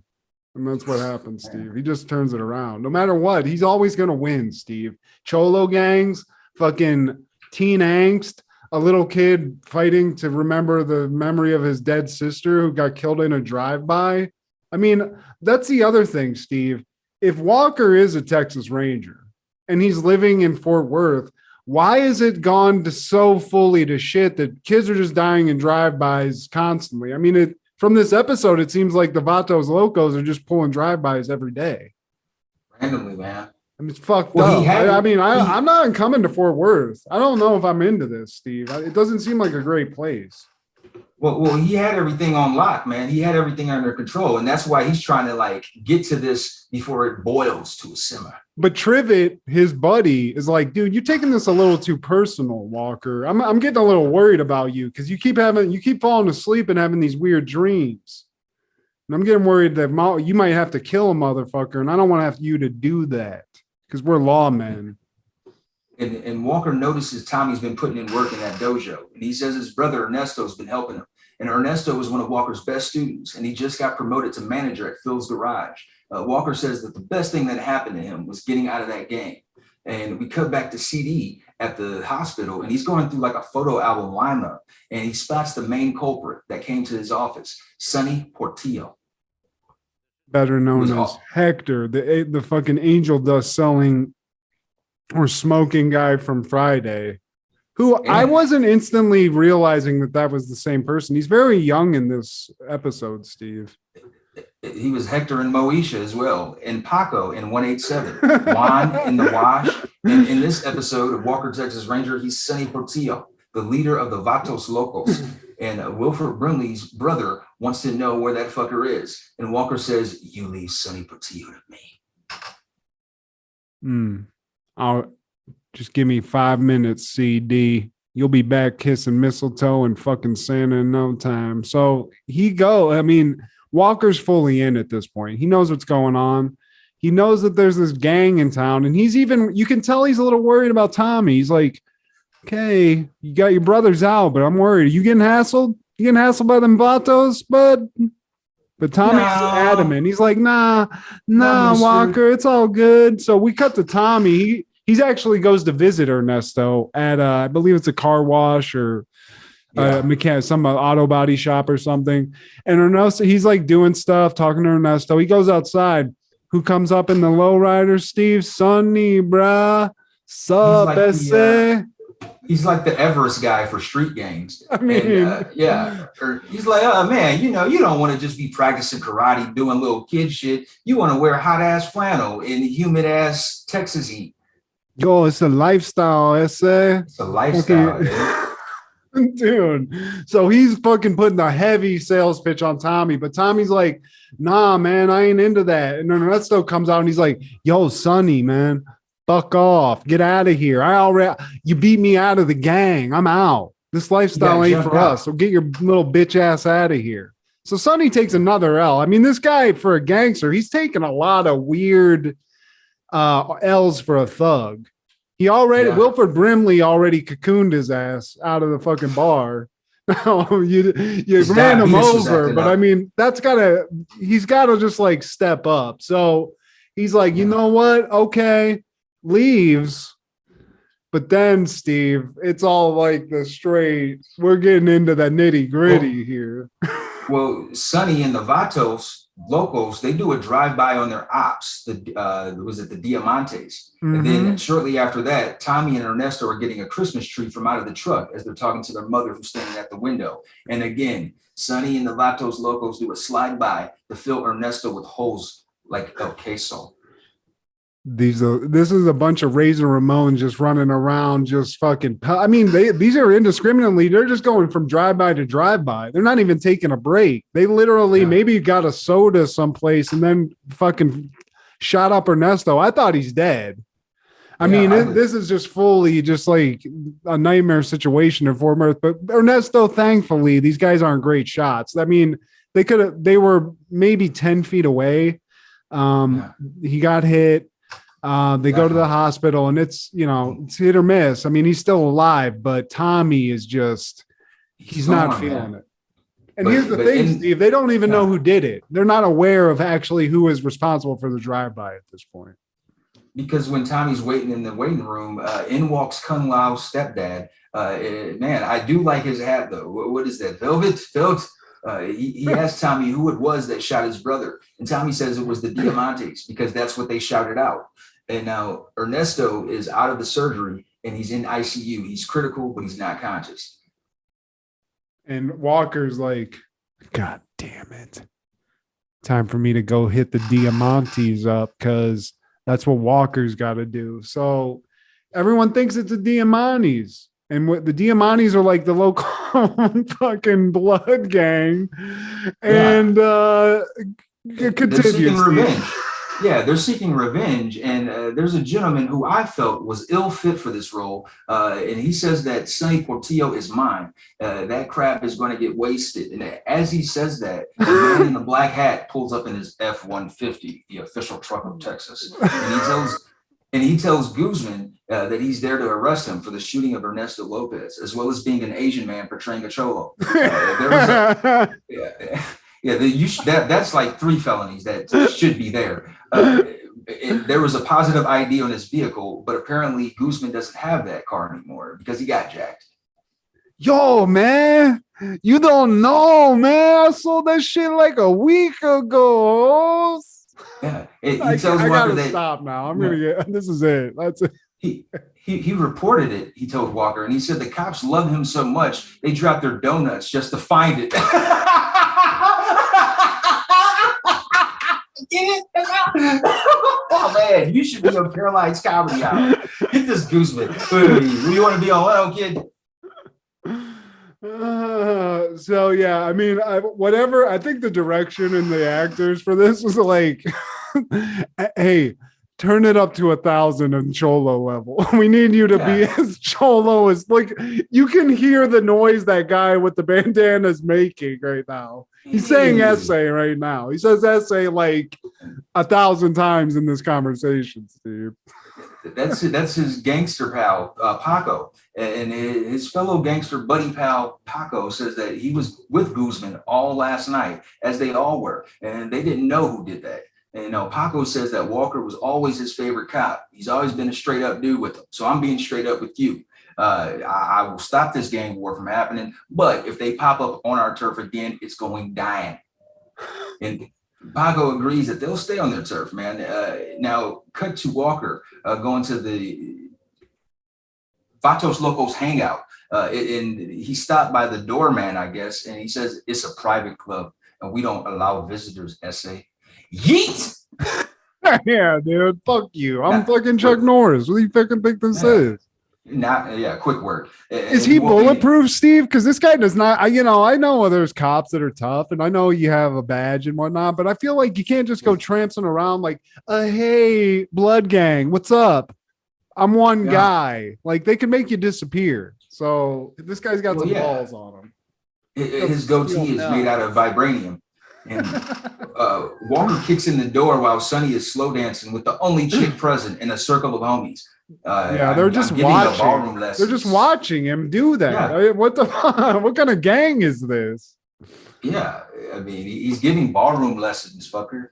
And Sonny says he must be somebody if Walker's coming to visit. And you are somebody, Sonny. You're the guy that smoked PCP with Chris Tucker. And Walker says he's taking Sonny in for extortion and for the attempted murder of C.D. Parker. Sonny says it's going to take an army to pull that off. And Walker says he's all the army he's going to need. He takes Sonny away as he's telling the homies to hold it down. And they're like, oh, okay, we're totally not going to try to bang your girlfriend while you're locked up. Yeah. We'll make sure she's warm, essay. Yeah. And then he's all like, he's just like, yo, I'll be back in a couple hours. So they take him downtown and they're giving, I mean, there's like 5 cops in Fort Worth and they're all questioning Sonny and he's playing it cool. He's very much like, you know what? I don't give a fuck, whatever. I'm not a gangster. I forget what he says, but anyway, I think at some point after, like he does get out. I mean, they basically just question him unnecessarily and then release him basically. Yeah. He bailed out. And then they find Tommy, who now I believe thinks that it was the blood gang, the whatever they're called. The Diamantes. He thinks it's the Diamantes. So now he thinks his brother was shot up by them, not Sonny, the actual culprit. And now Sonny's using that to his advantage because now he's like, yo, man, like you got to get some revenge, I said. Motherfucker pops up again like Candyman. Like he just is waiting. Like, are you stalking this kid, dude? Like, is this kid like the golden child of thuggery? There's other kids to wreak havoc on and try to like get into this gang. Like, why is he the chosen kid? It's Tommy, man. The scrolls say he's the most cholo, man. He's the chosen one. Like, what? I'd be like, yo, man, we already killed his brother. We're good. Like, let's stop. Come on. So he tells Tommy, even the Bible says an eye for an eye, loco. You don't avenge your brother, you're nobody. And then Tommy hops in the ride. Like fucking Trey. And he has like a little fat buddy who's like, Tommy, don't do it. And he's like, yo, shut up, man, bitch ass.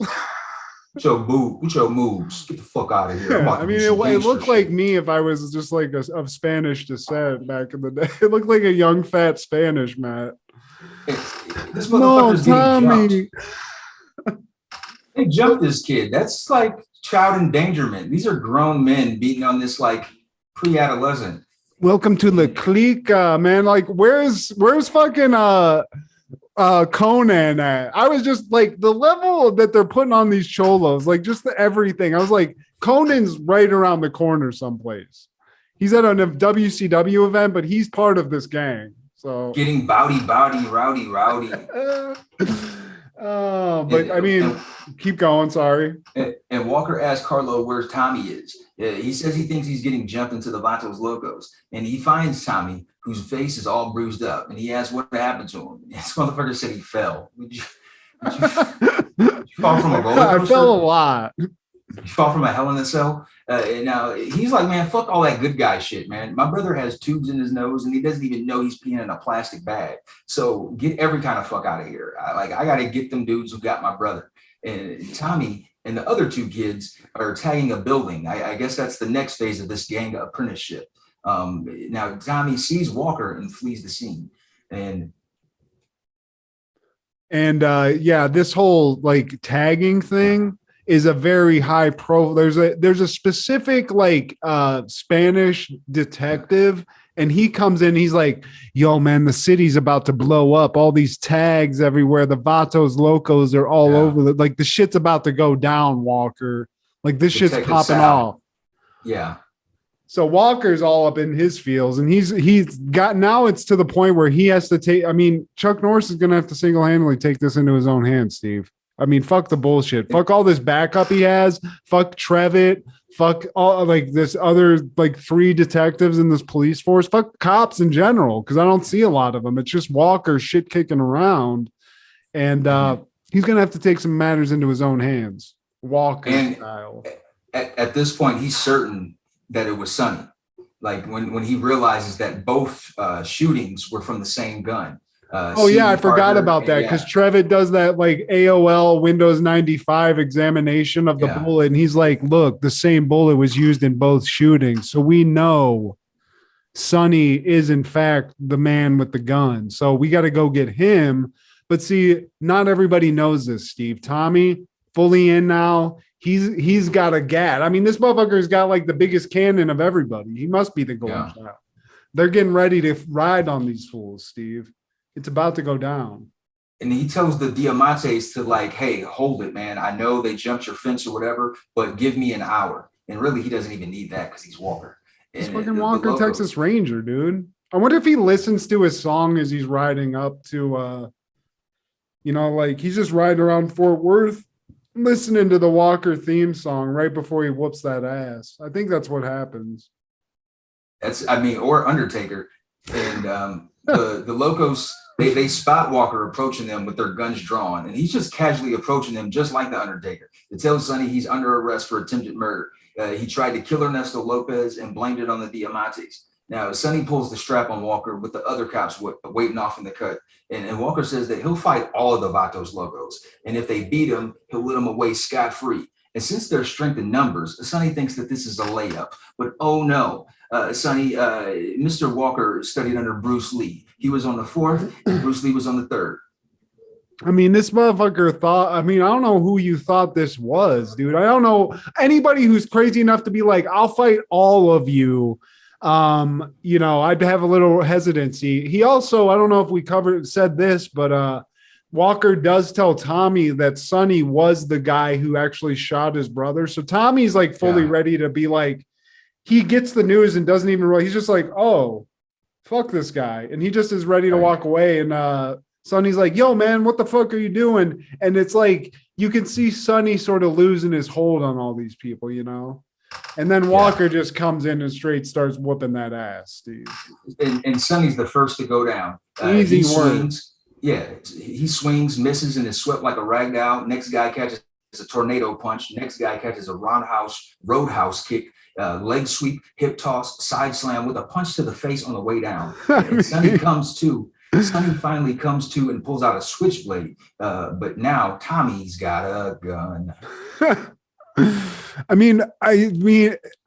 Walker, Texas Ranger at this point is single-handedly whooping a Cholo gang into non-existence, Steve. Not only is he beating their ass, but he's demoralizing them to the point where they're actually questioning their loyalty to gang life in general. So, I mean, Chuck Norris is just a hero at this point.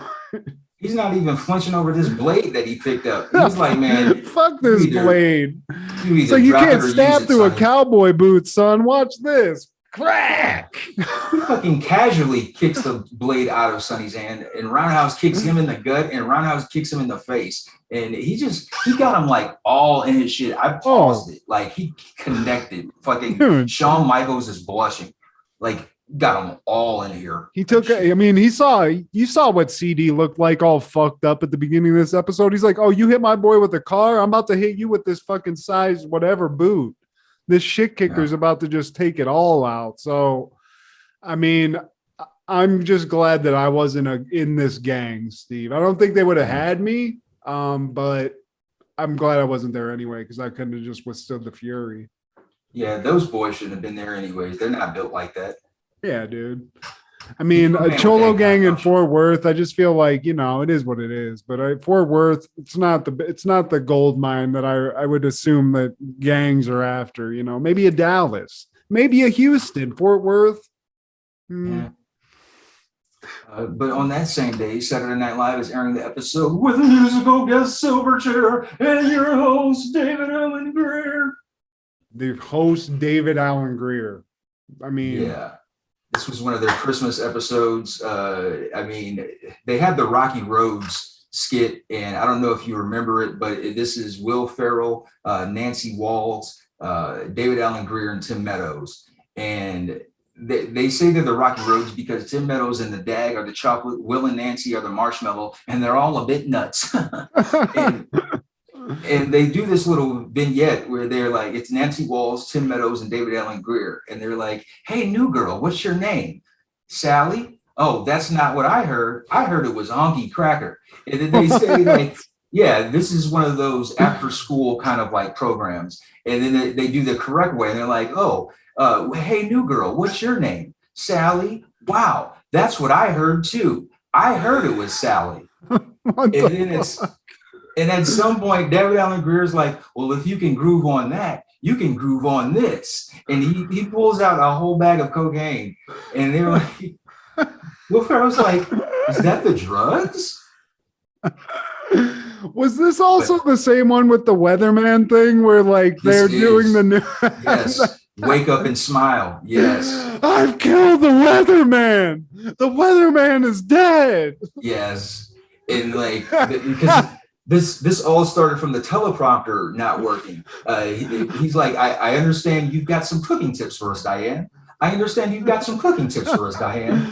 And then like, yeah, but the funniest shit, they keep cutting to these like snippets for like fake TV shows. There's this commercial for like this like fancy spread, David Koechner, and then they cut to a TV show called Carrie. Oh, he can never put those pots away, and it's just Jim Brewer trying to like put pans in a cabinet. And he's like, and then they just keep cutting back. Oh man. Yeah, and then there's no teleprompter, so they lose all sense of reality and basically devolve into eating the weatherman and creating a Lord of the Flies situation. The order of the hand will rule. Oh, Dag! See, dude, Dag even killed SNL. Yeah, this motherfucker was just all about it. And there's another skit called Black People. I like the laziness in title. And it's basically like a history, a look in Black history. And Dag plays this guy named Charles Honeydew Wilkins. And he's just the Sambo-ish of Uncle Tom's. He's like, I'm not an equal. I don't mind. I don't have to dine with you. It's just very cringe. And he's like, it's called Yes Indeed, Dabble-dee-doo.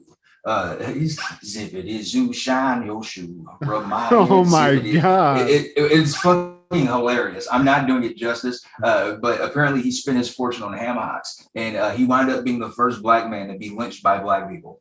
Yeah. Wow, SNL just going straight. That's more racy than I would assume SNL would go at this time of the show. Really, that's a very In Living Color sounding sketch, not SNL.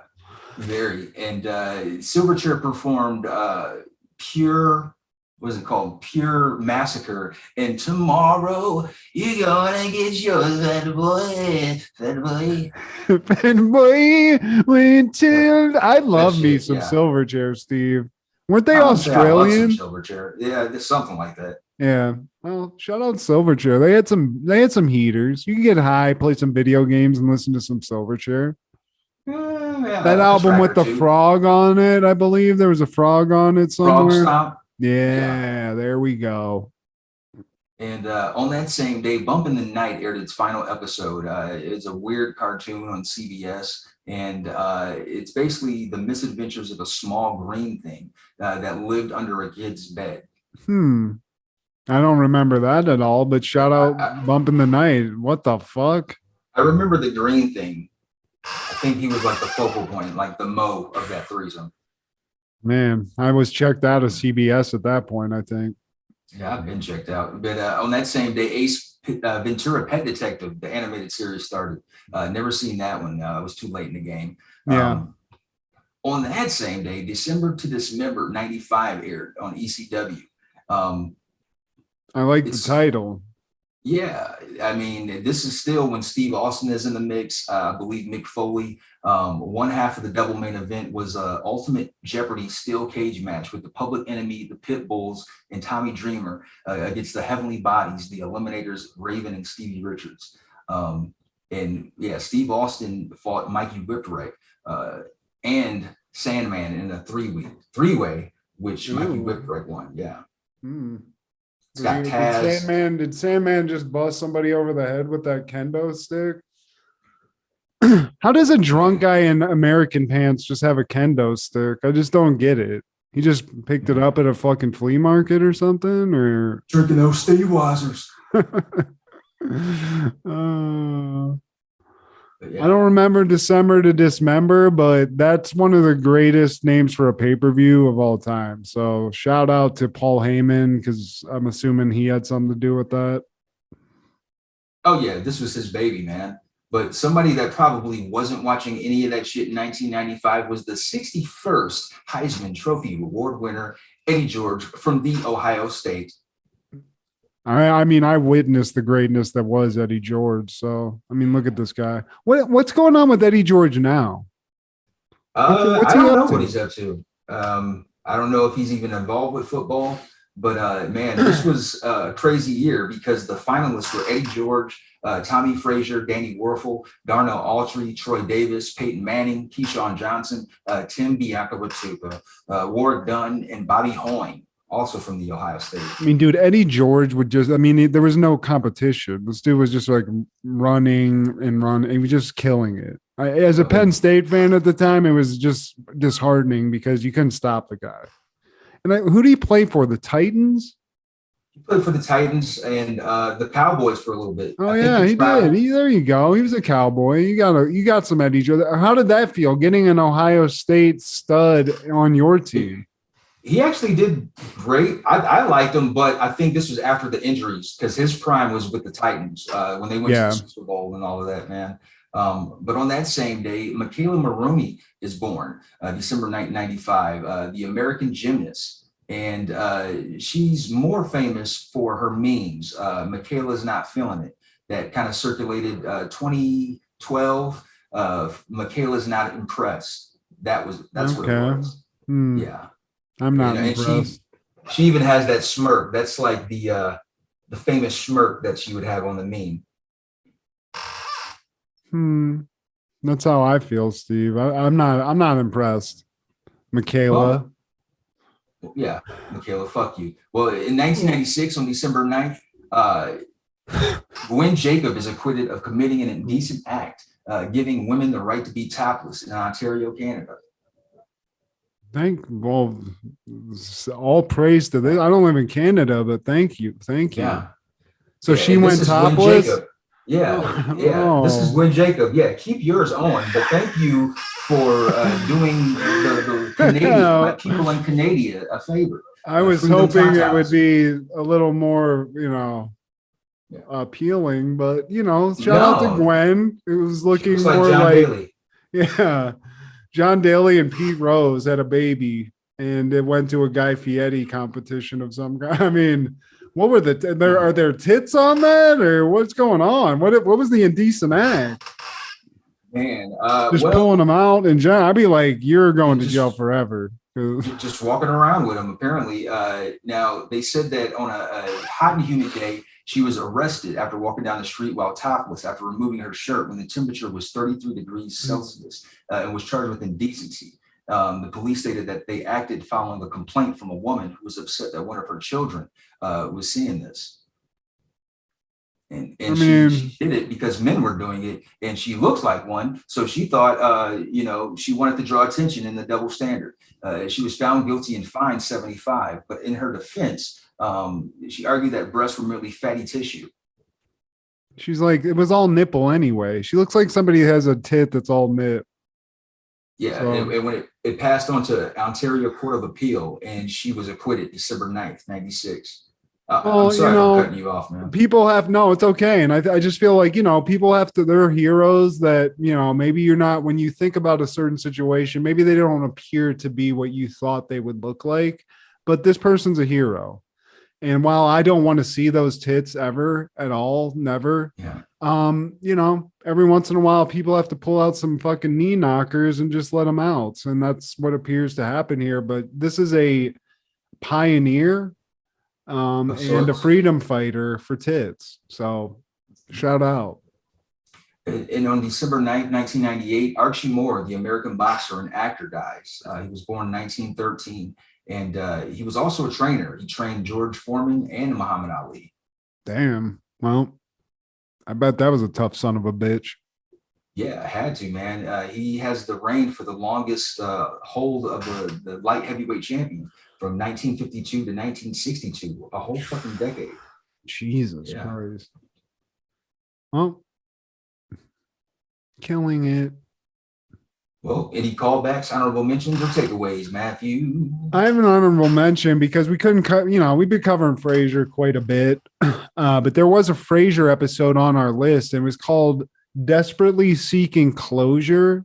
And it's just a funny episode. Frasier gets this high class lawyer girlfriend who showers him with gifts, and then he is broken up with quite quickly, and he basically spends this whole episode trying to figure out what happened. And I think everybody's been there that's been broken up with. You're like, I wonder, like, what did I do? And he basically even confronts the woman and is like, what did I do? So it was a very funny episode, but it had to fall to the wayside. And I'm so glad because we got to watch Walker, Texas Ranger instead. And we got to branch out a little bit, and we needed a karate kick to the taint, and Chuck Norris gave us that. So riding high.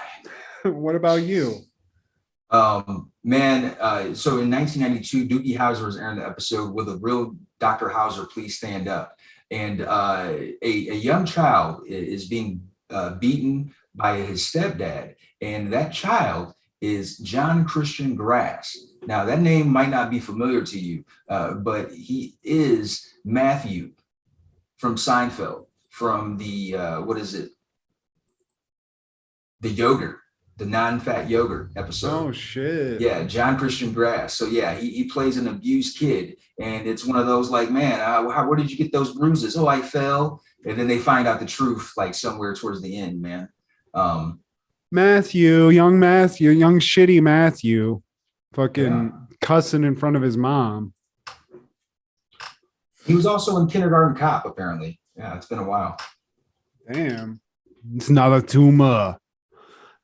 We need to cover that. That's just an amazing movie of the 90s. It's another Jingle All the Way where it makes absolutely no sense, but it's Arnold, so it does, you know. It was the 90s. Now, please like, share, subscribe, and tell your favorite auntie that we cook. And this is Steve G, Matt G, happened in the 90s. Please check out Over the Culture and Crushgasm and B3FM.